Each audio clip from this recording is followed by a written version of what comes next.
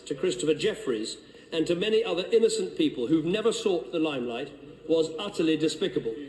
It is right that we put in place a new system of press regulation to ensure that such appalling acts can never happen again. We should do this without any further delay.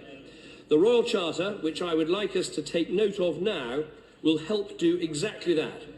Furthermore, the cross-party agreement reached today will also allow those bills that had become blocked or amended with concepts of statutory press regulation to be unblocked. Bills like the Defamation Bill, with important libel reform, and the Enterprise and Regulatory Reform Bill, which sets up the Green Investment Bank. As a result, the government's legislative programme will be able to proceed. I would therefore be grateful, Mr. Speaker, if you would grant this application. Order.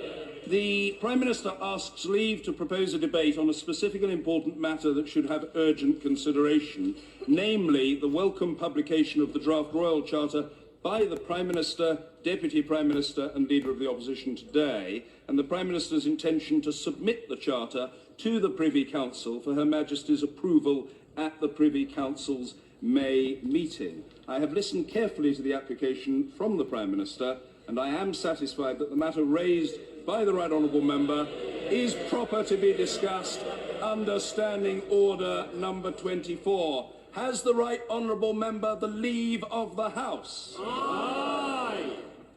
The Prime Minister does indeed have the leave of the House, and therefore we now come immediately to the said emergency debate.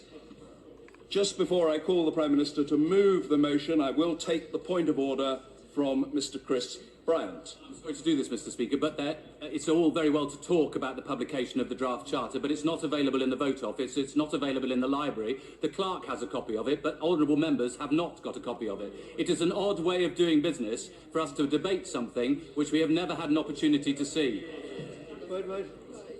I can say only to the honourable gentleman, whom I thank for his point of order, that my copy and the copy held by the clerk came from the vote office.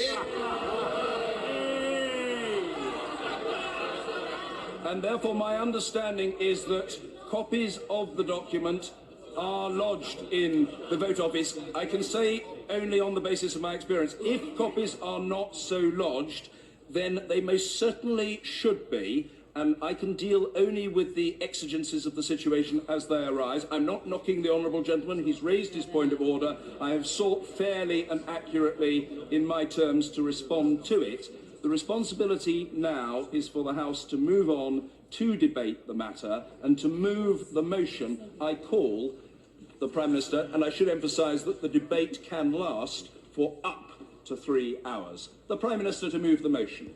Thank you, Mr. Speaker.